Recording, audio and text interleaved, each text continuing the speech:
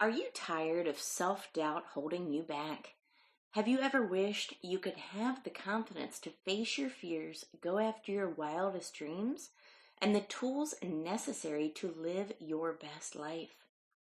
Hey there, amazing listeners. I'm your host and author of How to Grasp Confidence and Own Your Power.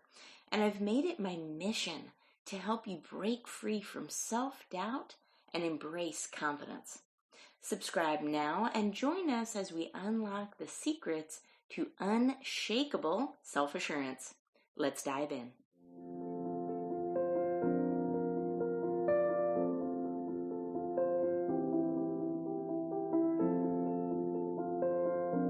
According to Harvard Business Review, a staggering 200 billion, that's B with a billion, dollars on leadership training and development is spent every single year in the United States alone. Shockingly, it has a 10% effective rate.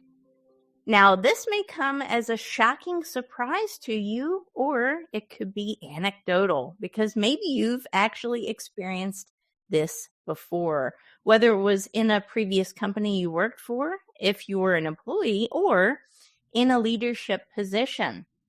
So the question that I'm going to pose today is, one, how can we make leadership development and training more powerful and palpable so that it actually translates to the desired result that we are trying to achieve, which is better leadership, more engaged teams, and enhanced culture. So today, I'm going to be interviewing my friend and fellow North Carolinian, Kirby Lee, who is a best-selling author of the amazing Lion Attitude book for AEC professionals. Kirby, welcome to the show. Tara, I'm so grateful to see you. Obviously, we've seen each other personally and had some many fun times together, but this is a little different pace for us, so I'm just glad to be here about an hour-ish away. Yeah, exactly. We live about an hour or so away from each other. We've met on a couple occasions, had lunch. Our daughters have gotten together, and they're about the same age. So it's fun. It's always great fun, especially to, come into a podcast and talk about the exact thing we've talked about on lunch, on lunches with each other.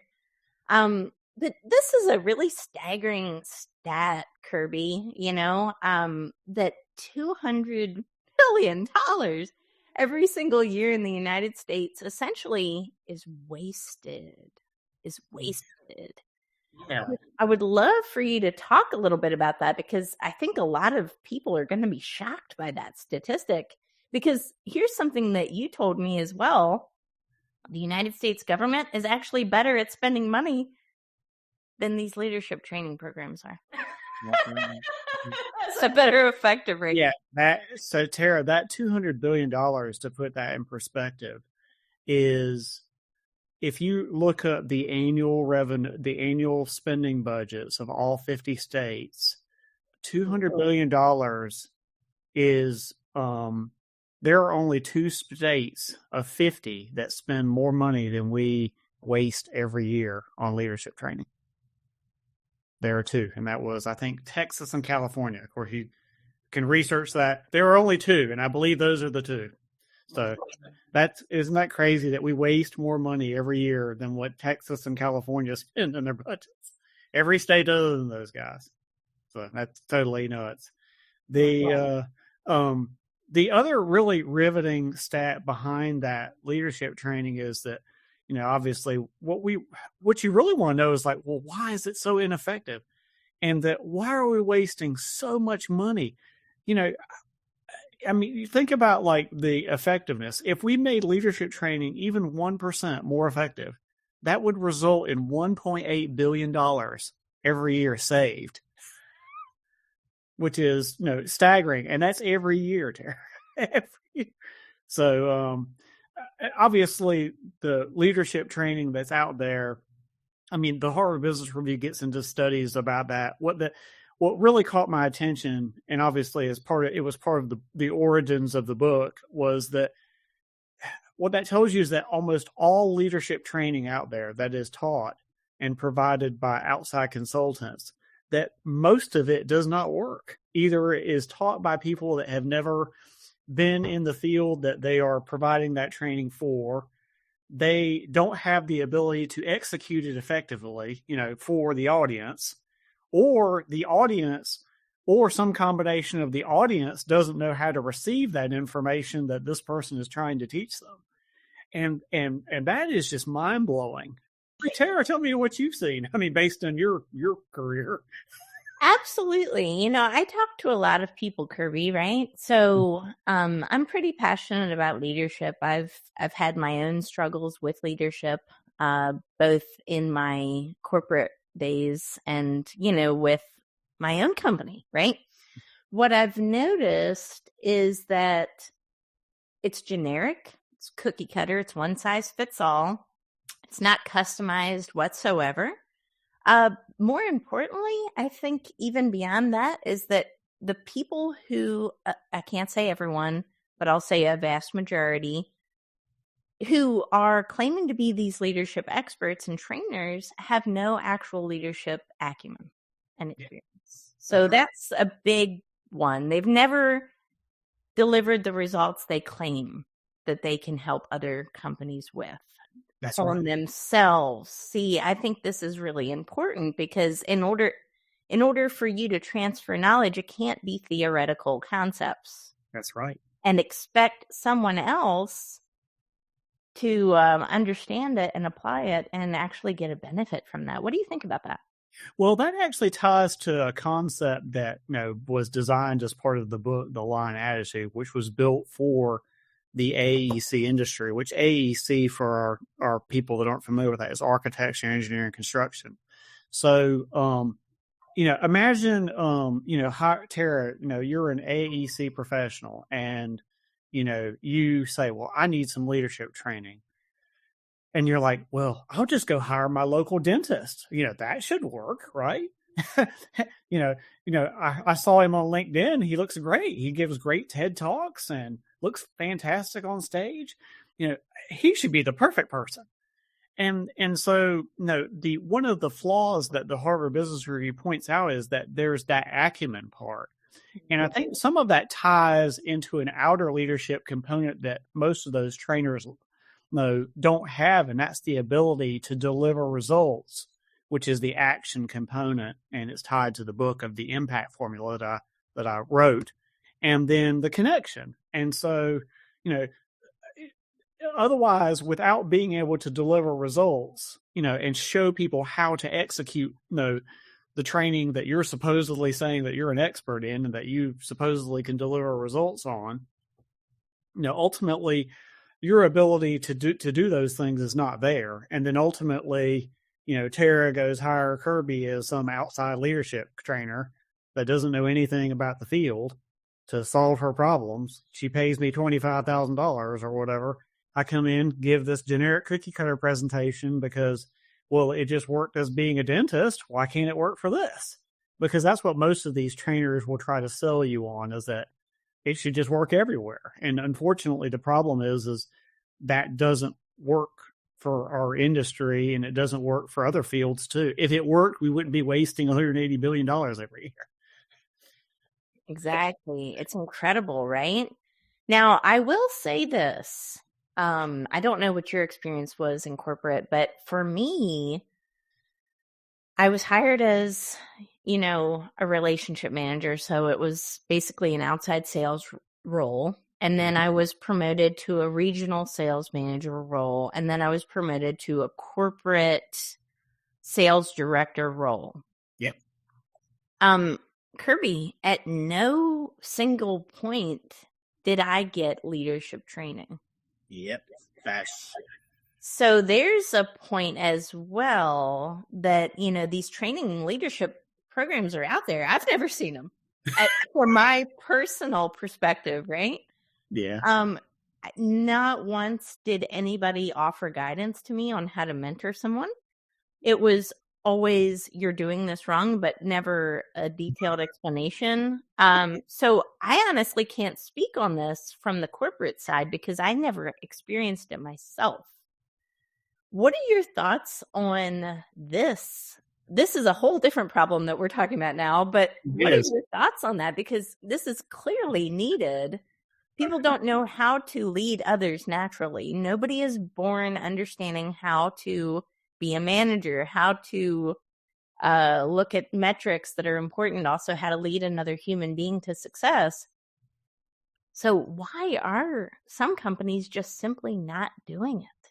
Well, it's interesting because in the construction world, that is more exaggerated than ever because technical ability is where something, technical ability and being able to solve problems is where, where most technical professionals in the field come from. Like they have the ability to learn how to be an individual contributor, learn processes, understand products like in sales, and sometimes technical, even further than that. And it's interesting, Tara, because I've never received leadership training my entire career either. I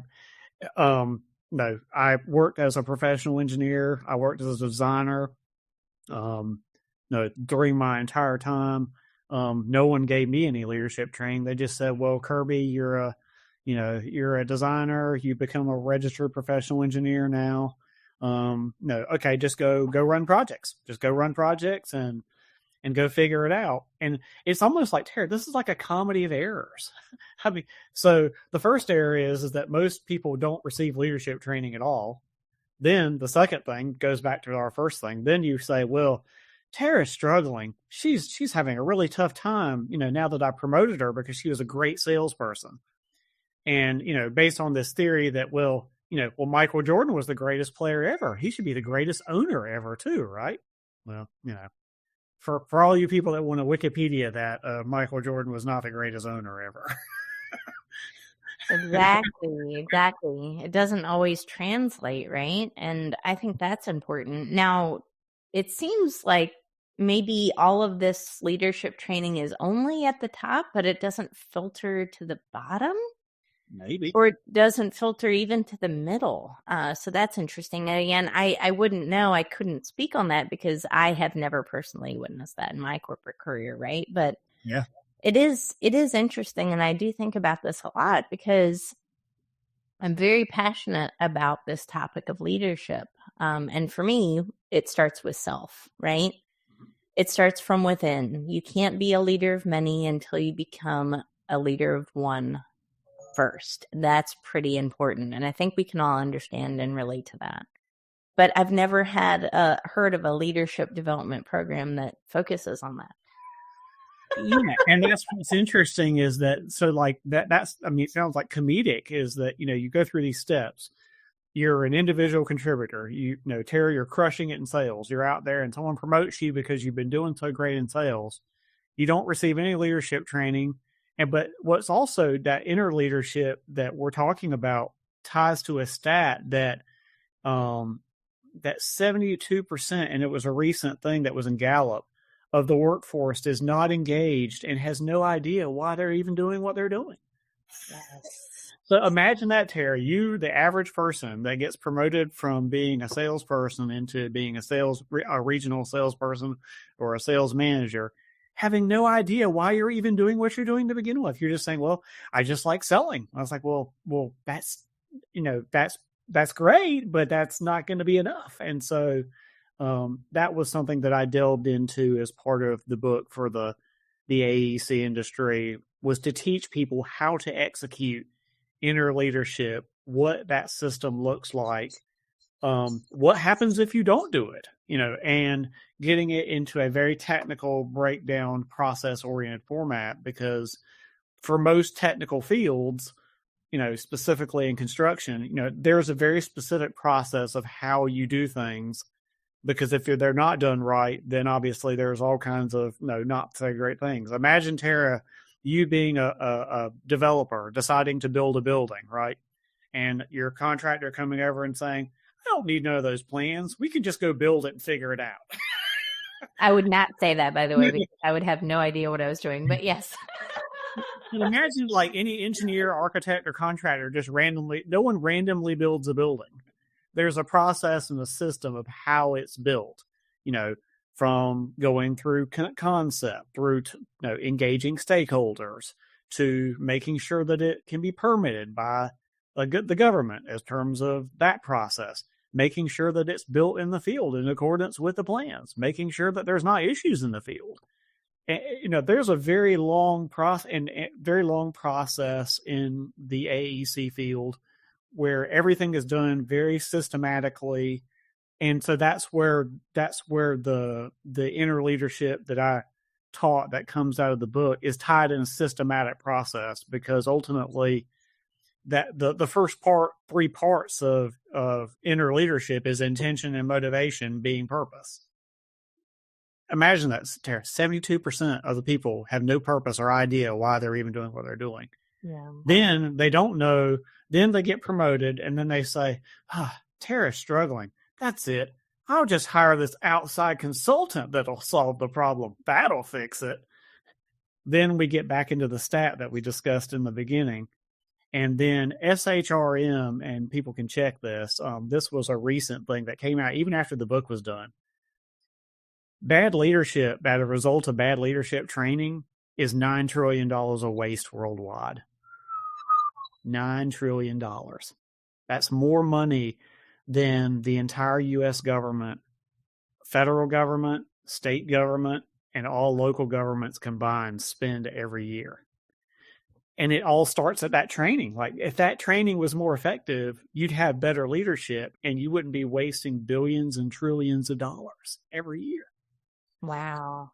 It's clearly a market that, is rich with opportunities, but anytime we have a market rich with opportunities, we also have a market saturated with fluff, with inefficiencies, with ineffective programs and trainers, honestly, who, think they're going to make a quick buck on someone else. And it's not about that, because, if we go back to what leadership really is, again, self-leadership, it's integrity, right? Don't get into something just because you see a dollar sign. Yeah. Get into something that you truly know and have proven that you can move the needle forward for somebody else, right? That's when you get repeatable business. That's when your name grows to the point where you really want it to. That's when you get the accolades. You don't get the accolades by coming into an industry or something like that and then trying to change it with no knowledge or skill set to back it up. That's pretty important. That's right. I would like for you to talk about the lion attitude, the impact, specifically that you've created this amazing framework to help people. Could you talk a little bit about that for me? Yeah. So the lion attitude, the reason why the book was named The Lion Attitude was, one, it was born out of a speech where my own purpose was formed. Because the lion attitude was a system that I created that was built only for technical professionals, because, we talk about the whole idea of hiring your dentist to go be your leadership trainer and wondering why it didn't work out because they can't show you how to execute it. Well, I mean, the reason why it's exclusively for the AEC industry is, Tara, I'm not a dentist. I'm not an accountant. I'm not a lawyer. I don't know what those people do. And I'm not going to pretend to know what they are, because otherwise I would be the same fluffy person that we see all day on social media, everywhere else, even locally, that's running around telling people that they're a leadership expert. And I can't. I'd be the same person, essentially, trying to connect only and not be able to deliver results, which in my book, I call it being a con artist, by the way.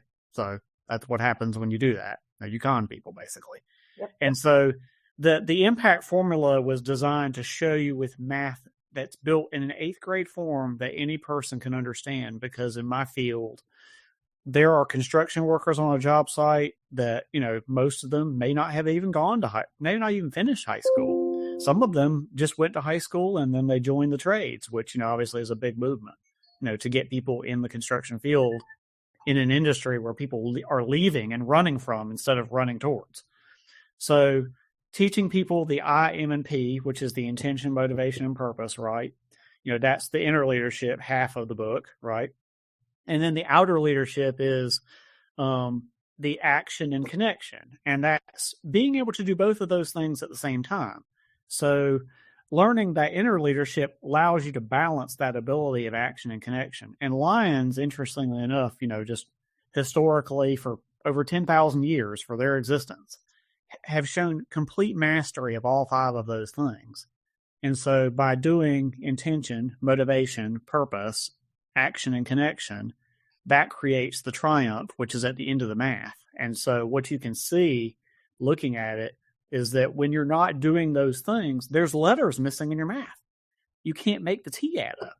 And so you're like, I even understand. Hell, I'm not even smart, and I understand that doesn't work. You can physically see it. It's like, oh, I'm not connecting, so I can't make any impact. The math doesn't add up.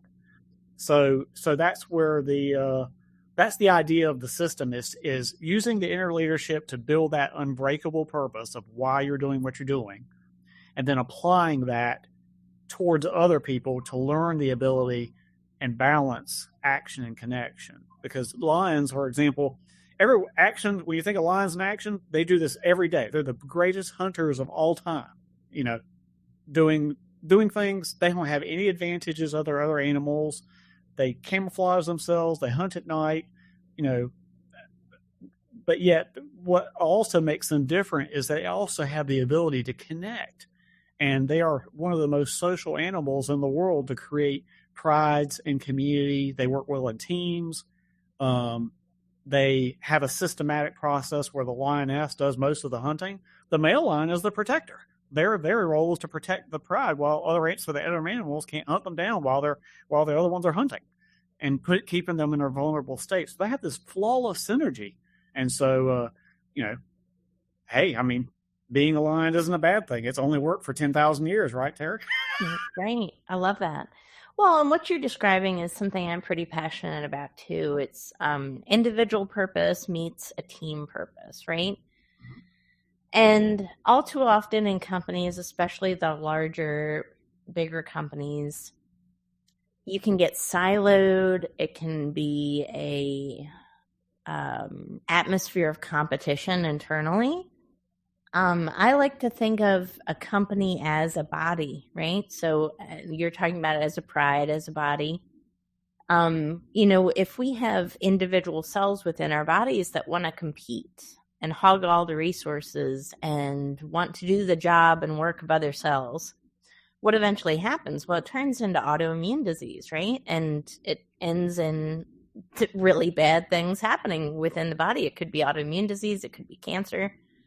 And this same principle applies to teams and within an organization as well. If we have this house competition, if we have a division of purpose, if not everybody is aligned and on the same page, doesn't even understand what their job is or why they're doing it, you're going to get this increase of division that is going to be exceedingly unhealthy. And if not caught soon enough, it could lead to toxic environments. People begin to leave the company and organization.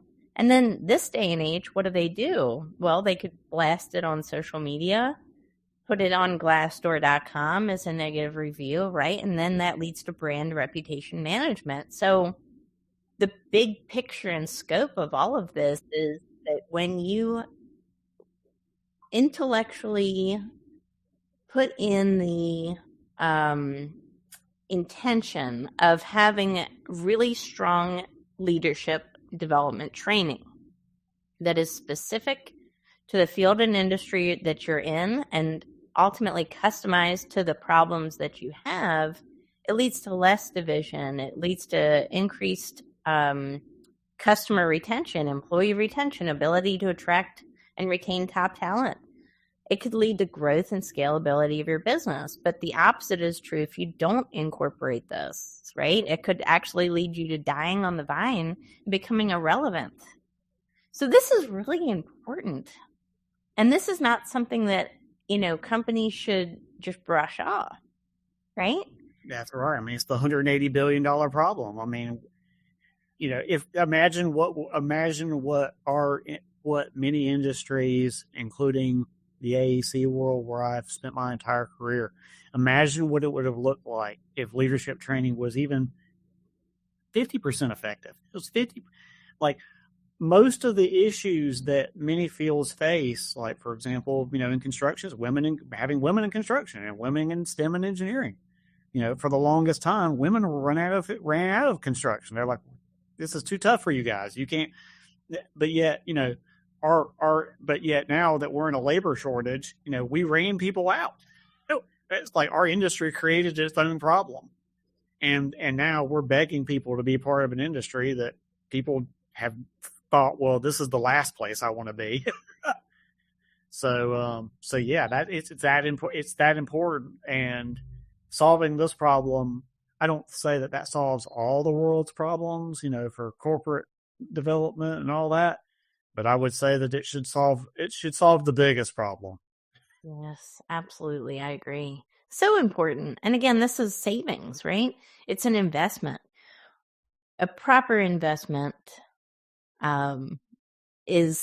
will come back. It absolutely will. And if you're a leader of a company and you're looking for the signs, maybe employees are disengaged at work, maybe there's gossiping, maybe there's customer retention issues, employee retention issues, and ability to, again, attract top talent, you have to look and do some introspection and, see what can I do here, and, really make a concerted effort to fix this before it becomes a really big issue. So I really appreciate what you said there. And it's important to not just put a Band-Aid on it, to find the real people who are doing the real work. I think that's important because there's plenty of celebrities, right, that offer, I speak about this all the time, that offer leadership, keynote speaking, and I don't think they've ever run a company, or I don't think they've ever been in a leadership position.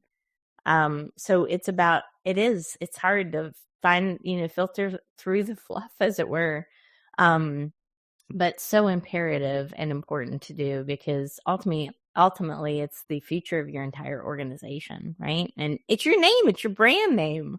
That's all of this is part of your brand. And I think a lot of companies don't realize it. When I talk about brand, the visuals are a part of it, but it's very small part of it. When I talk about brand and think about a brand, I'm thinking about your reputation. I'm thinking about how you're perceived, right? This is all encompassing with leadership, and it really starts from the top down. It's a top-down approach. It's not a bottom-up approach. And a lot of times, at the executive level, we can think of, oh, it's that bottom level or that middle level that's giving us so much problems, but it started from somewhere, and it's usually at the top level. So I think that's pretty important to have that self-awareness as well, that emotional intelligence as a leader. It doesn't really matter that where you think it started. Start from yourself and work your way down anyway, right? Any final last words of wisdom that you have, Kirby, for leadership development, or for your impact framework? I would say, like if anybody is looking to hire a leadership trainer, the first thing I'd be asking is how many years in the field do they have actually doing in your industry, doing the training that they supposedly say they are. So I would not hire some Hollywood speaker to come be my leadership trainer at a construction company.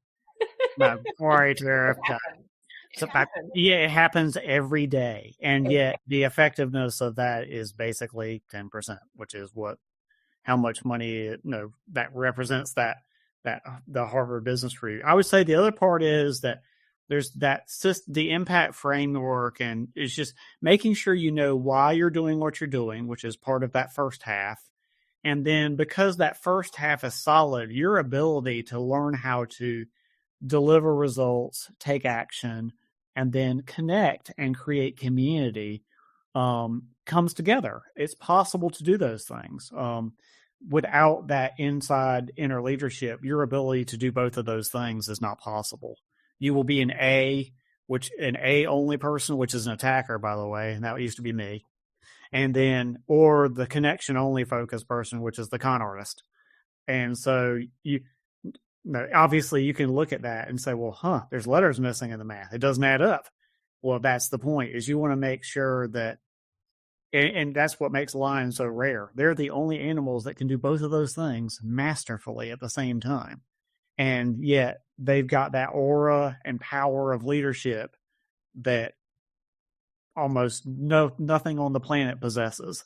And so that's why it's named the book is named The Lion Attitude. And that's why the system is all about teaching people how to turn into lions and to do those things, because lions have been doing this for, like I said, all day, every day for 10,000 years. I love that. Well, Kirby, how can people get a hold of you, and where can they buy your book? Well, the book is on my website, lionattitude.com, and then you can go to the links there, and then obviously from there, there's a link where you can, if you want to contact me directly, obviously we can talk about leadership training or speaking with various people. But my goal was, by creating this book, was to build an effective leadership training formula that connected and created a community at the same time. Because once again, without that, we know that it'll be just like everything else out there, which is not working. So, right. So we've got to. So that's the focus. And my audience obviously is architects, engineers, and construction professionals, and obviously, I do create. I write a lot on social media, about leadership training effectiveness, and jokingly saying not hiring your dentist to replace your electrical panel at your house. So, in any case, but that's what it's all about. If leadership training is more effective, Tara, and imagine those billions of dollars every year that could be going towards something that's actually useful instead of just thrown in the trash every year. Yes, I love that. Well, that is so great. Thank you so much, Kirby, for being a guest today. And thank you so much for everyone who listened to this episode. Guys, don't forget to follow, subscribe, and leave a review. We can only grow as our listeners leave reviews and share these episodes with their audiences.